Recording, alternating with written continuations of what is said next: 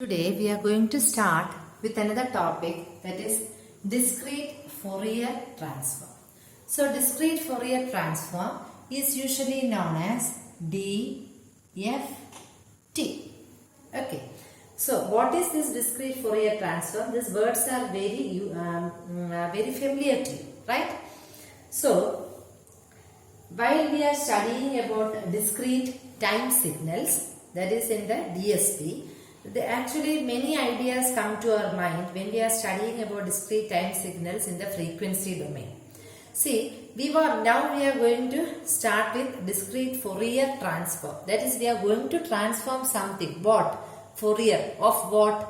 Of discrete things. So, first of all, even though we are very familiar with discrete signals, let me once again say, I know you are very familiar then also. See, discrete signals we are usually representing by the letter N. For continuous signals we were using T. Here we are using N and we are using X of N here. That is the discrete signals here. And we are plotting a graph, say if it is a sine or a cosine or any graph we will be plotting, and we will be getting discrete values of at a particular instant. Say at a part, say 0, 1, 2, 3, etc. That means we are getting the value of the amplitude or x of n at a particular value 1, 2 and 3. That doesn't mean that this is 0.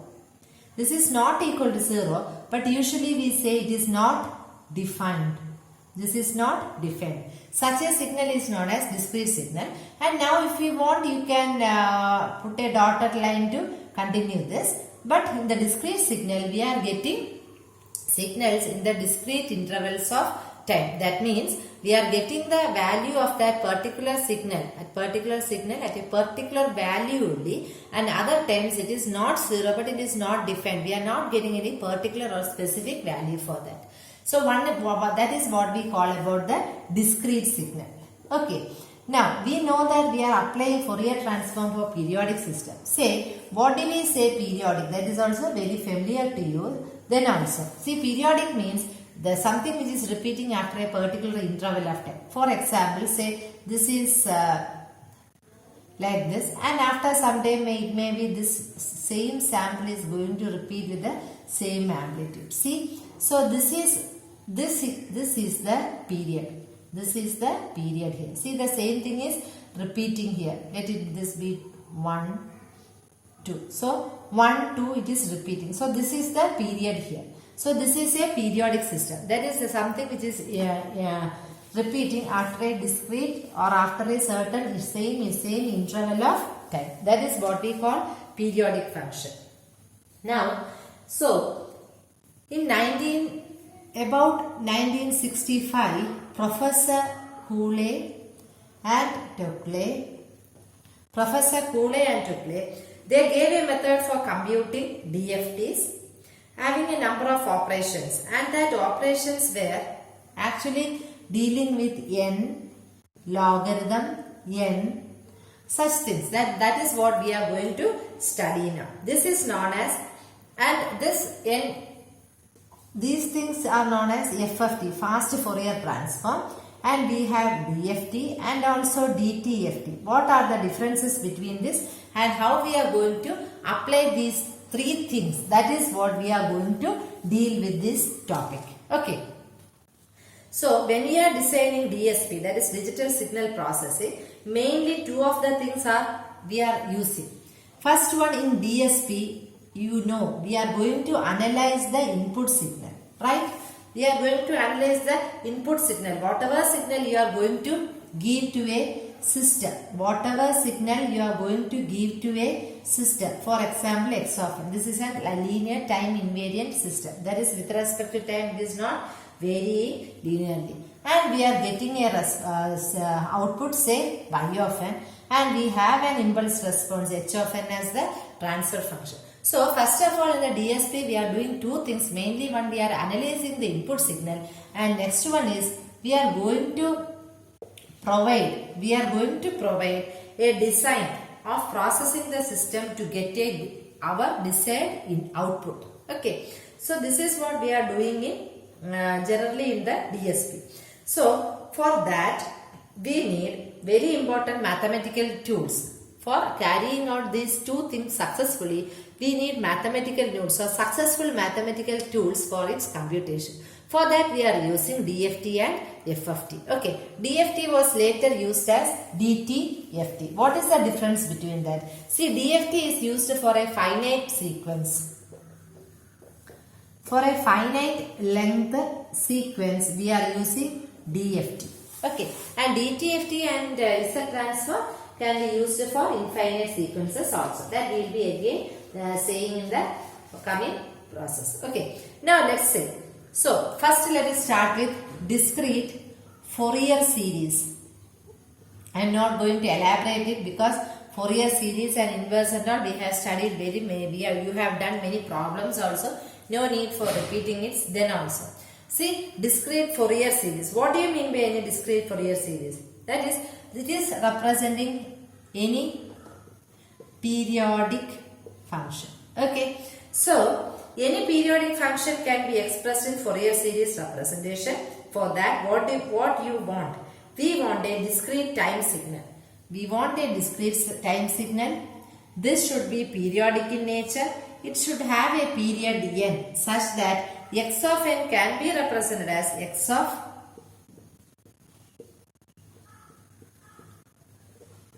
where n is the. Okay, this is what we call by that. This is how we represent the discrete Fourier series or the periodic function which is expressed in Fourier series representation. Okay, and k is the any integer value. See, this periodic function x of n, this can be, if you want, you can split them in terms of sum of cosine or sine functions, or you can also represent them as a linear combination of complex exponential, which is having fundamental multiples of omega or our frequency. Okay, you know fundamental frequency 2 pi by n. So now for that we need to construct a periodic sequence, right? We need a periodic sequence having a period, having a finite length sequence. For finite length sequence we are going to use DFT. Okay. Now how we are going to express this the exponential form of Fourier series, which we have already done. Still I am going to once again and say, see, the exponential form of Fourier series for a discrete periodic function x of n. The exponential form of a Fourier series of discrete periodic function is expressed as x of n is equal to 1 by n sigma k is equal to 0 to n minus 1 x of k e raised to k into j omega 0 n. Sorry. K omega 0 n for all the values of n. This is how we are going to express the exponential form of discrete signals. That is a periodic discrete signal. Exponential form can be represented as x of n is equal to 1 by n sigma raised from 0 to n minus 1 x of k e raised to j k omega 0 n, where x of k and the digital frequency omega 0. X of k, where this x of k and this frequency omega 0 n, they can be represented as x of k is equal to sigma n is equal to 0 to n minus 1. That means we are going to write the inverse. E raised to minus j k omega 0 n for all the values of k, where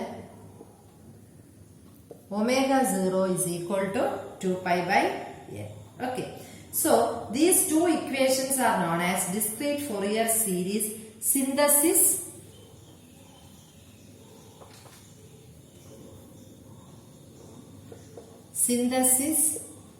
and analysis pair. These two equations are known as discrete Fourier series, synthesis and analysis pair. So this is the basic equations in the discrete Fourier series, which is in the exponential form. See here, this equation x of k, we can write it also in the terms of n minus 1 x of n w n k of n, where w is equal to wn is equal to e raised to minus j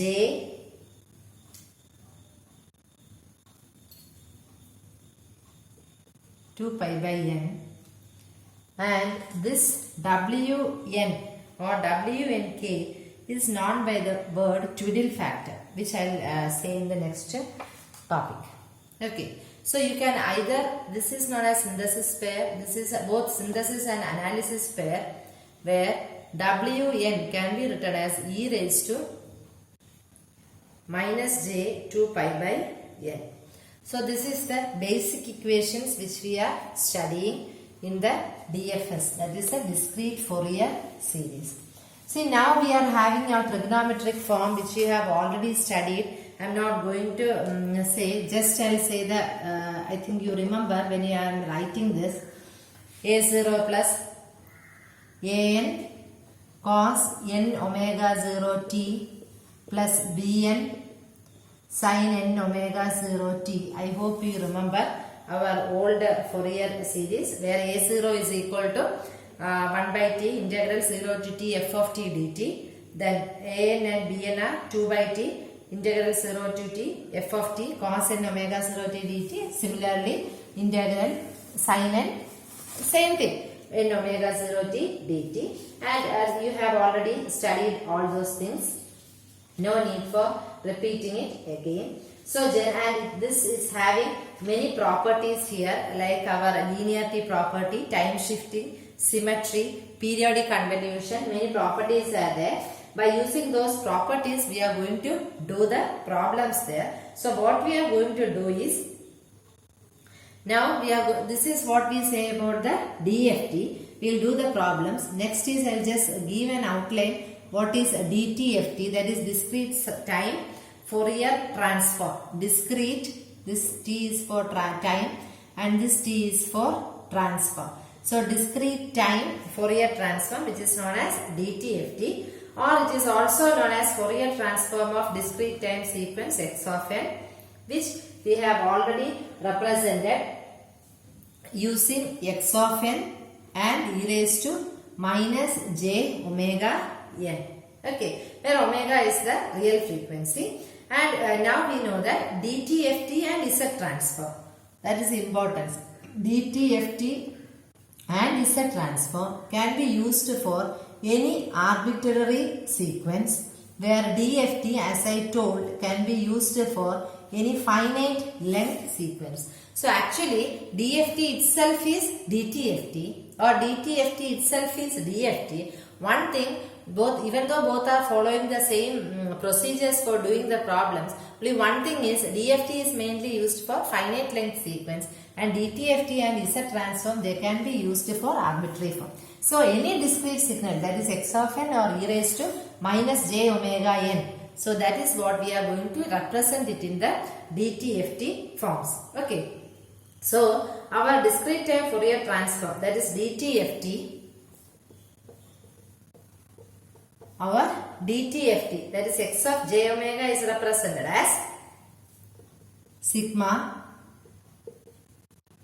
n is equal to minus infinity to plus infinity. And we are very familiar about Z transform, which we have already studied.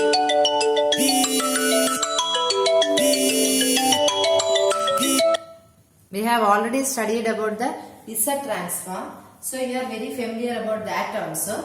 So now the discrete time Fourier transform, x of e raised to j omega is represented as sigma n is equal to minus infinity to plus infinity, x of n e raised to minus j omega n. So this equation represents the Fourier series of a periodic function. This is the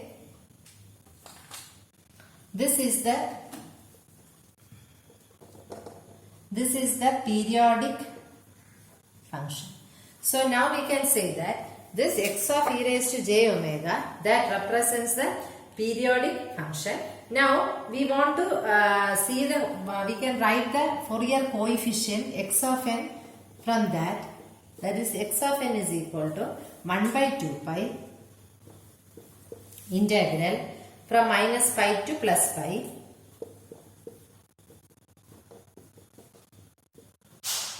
x of e raised to j omega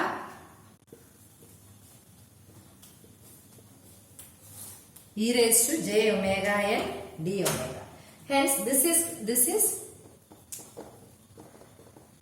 inverse and this is dtft. This is dtft and this is the inverse dtft. As we have studied in the Z transform also, it will be very familiar. See, so what we are actually doing here, we are converting, we are having a discrete signal x of n and we are going to write it in terms of its frequency domain. That is what we are doing here.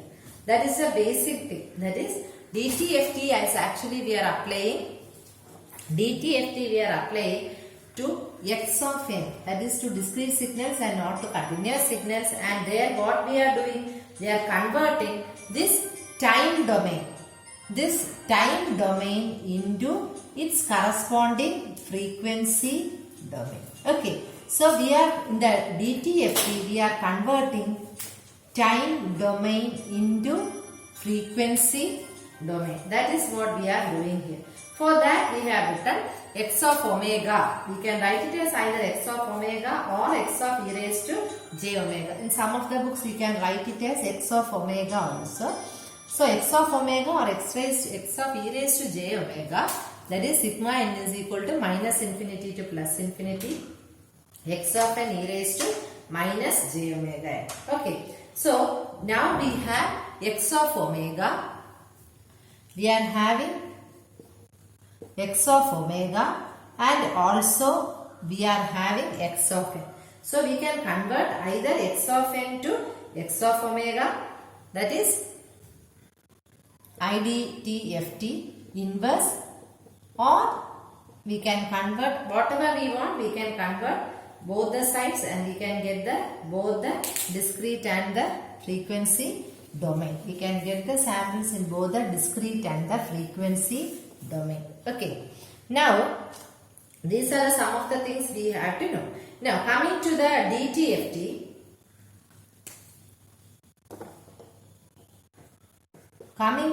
DTFT. That is discrete Fourier transform, we can find the magnitude and phase. We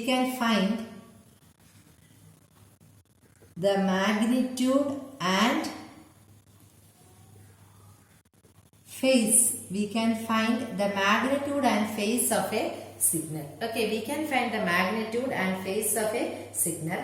For that, we are having two forms. One is the polar form and another is a rectangular. So one is the polar form and another is the rectangular form. Okay. So in the polar form, we are very familiar about the polar form. The polar form, we have x of omega is equal to magnitude and phase. That is x of, this is the phase and this is the magnitude. That is in the polar form. And in the rectangular form, we have the real part and also the imaginary part. Okay, real part and the imaginary part, and as usual our magnitude is root of square of the real part plus the square of the imaginary part, and also our phase is tan inverse the imaginary part by the real part. That is our usual thing which you were doing. Sorry, omega I missed. Okay. So this is the DTFT signals. We can find both magnitude and phase. For that we can use two forms. That is, one is the polar form and another is a rectangular form. In the polar form, magnitude and phase, and in the rectangular form, the very usual, we are splitting them into real and imaginary, and magnitude is root of sum of squares of real and imaginary, and the phase is tan inverse imaginary by real. Okay, so that is what we were doing. Now let us do a very simple problem. Here we are having many such simple problems, but the main thing is we have to go through some of the properties like periodicity, linearity, shifting, convolution, etc. And for that also we will do simple problems. So let's start with DFT, very simple problems. Let's start.